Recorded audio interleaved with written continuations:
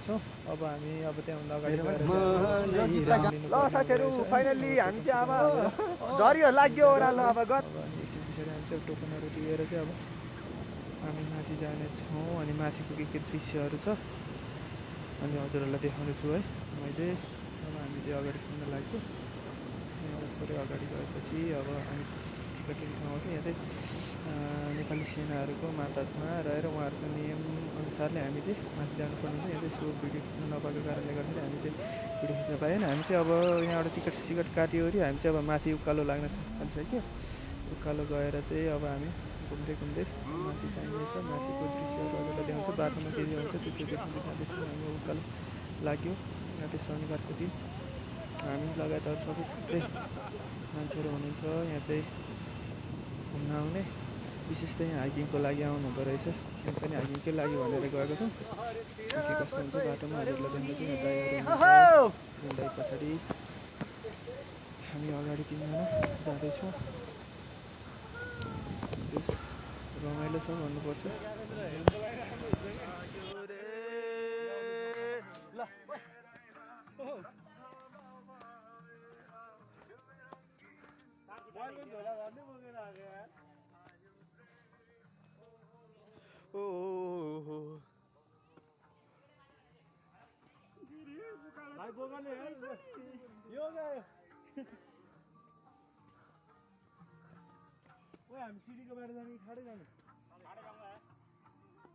लेकको मान्छे हो जस्तोबाट हिँड्दा नि हुन्छ केही फरक पर्दैन।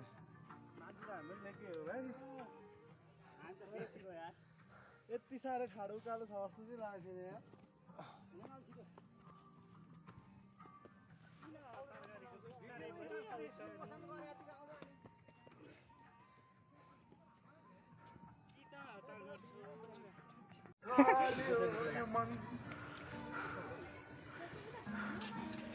किनै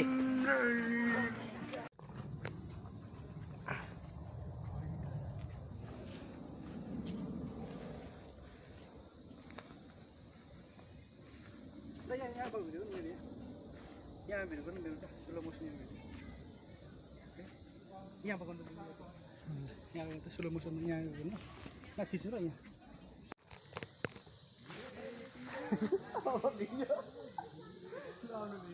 यहाँ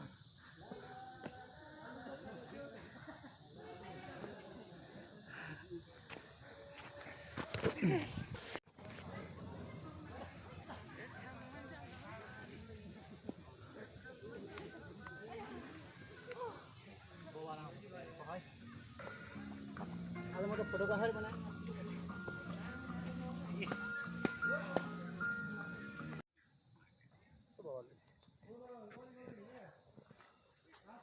मेरो पनि नपत्याउँदो गरी आउँछ त भिडियो नि। साथीहरू हामी भर्खर आदि हिँड्दैछौँ हाइकिङ। लगभग 1 घन्टाभन्दा बढी हामी हिँडिसकेका छौँ। अझै पनि आदि हेर्नुहोस् है के गर्ने। जाम्चो चोक चाहिँ अब 2 किलोमिटर बाँकी छ।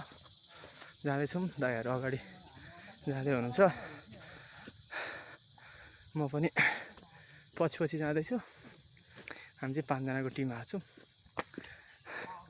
यहाँ चाहिँ तपाईँहरूले ब्लुटुथ स्पिकरहरू लाइटर हात हतियार यस्तोहरू ल्याउनु नपाइँदो रहेछ। हामीले नि ब्लुटुथ स्पिकरहरू ल्याएको थियो। हामीले नि तल चेकपोस्टमै राख्यो। दाइहरू चाहिँ एकदम उपद्रो गर्दै हिँडिरहनु भयो है hiking.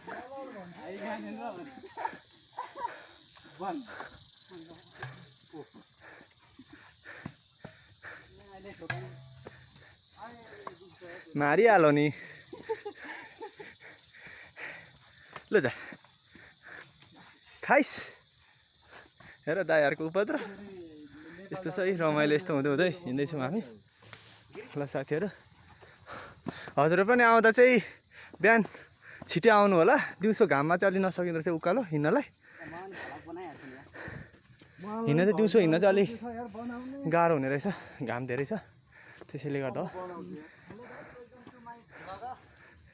Please my YouTube channel subscribe park दिन्छु भन्थ्यो यार सर्टिफिकेट निकाल्नु खोइ म्यासेजै गर्दैन यार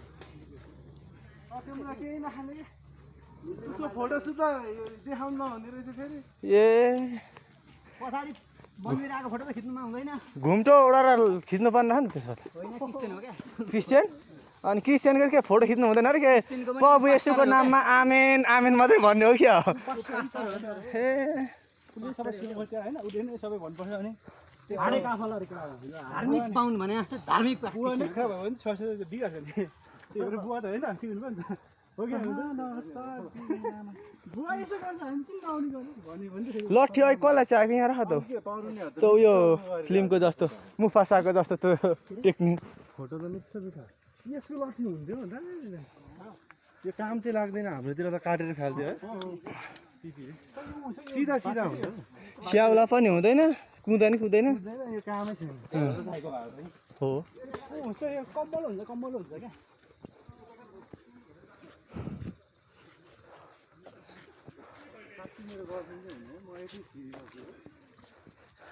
अनि गर्लफ्रेन्डकोमा तपाईँको छिर्ने ठाउँमा फेरि जुको छिर्दै लाएर फेरि खतम होला नि अलि जुका भन्दा त अलिक ठुलो साइज होला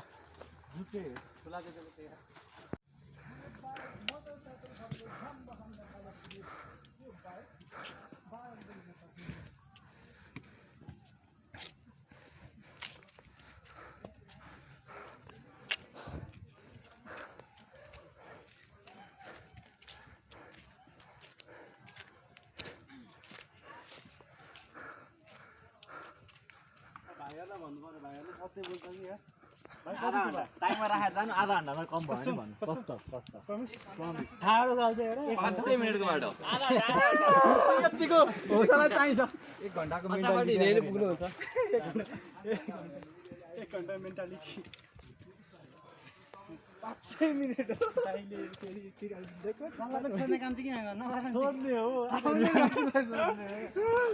सोध्ने नि हैन बोल्ने बाटै रहेछ बोल्नु कति लाग्छ हो नत्र तिम्रो घर कहाँ भनेर सोध्नु मिलेन सिधै हैन अनि तिम्रो नाम के हो भन्न मिलेन तिमीसँग हिँड्ने भुस तिग्रेको तेरो भाउ हो तिमीसँग उकालोमा हिँड्ने भुस सेलरोटीमा दुलो सेलरोटीमा दुलो कसले बनायो कलरको साउनीलाई ब्याउने कसले बनायो गिरीले मैले गर्दा खोज्दा आज तिमीले चाँडो हानेको हो कि होइन के भनेको गिरी यार हो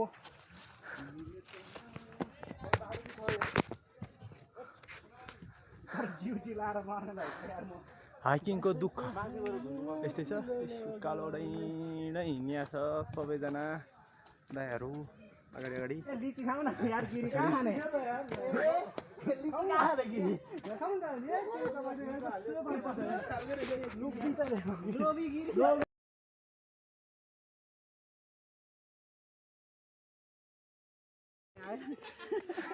ल अब चाहिँ हामी नागार्जुनको उसमा ट्रेकिङ आयो अरे अब साकिन फर्किन लाग्यो हामी फर्किन लाग्यो यता आउँछ नि जला लाउजे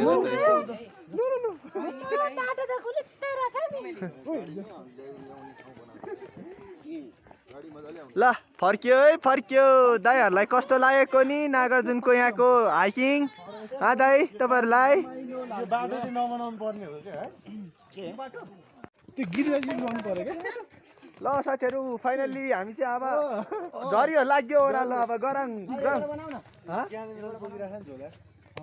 कालो ब्याग होइन बोकेको छ त